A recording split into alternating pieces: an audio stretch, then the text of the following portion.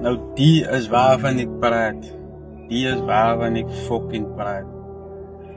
Sy mind your business. Sy plan niemand nie. Sy vra niemand niks nie. Sy groet almal.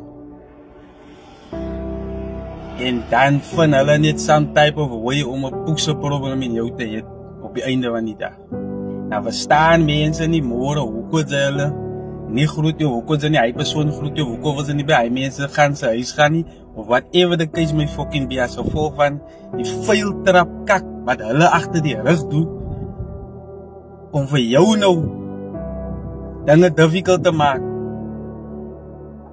Onnodig. Fucking onnodig. Maar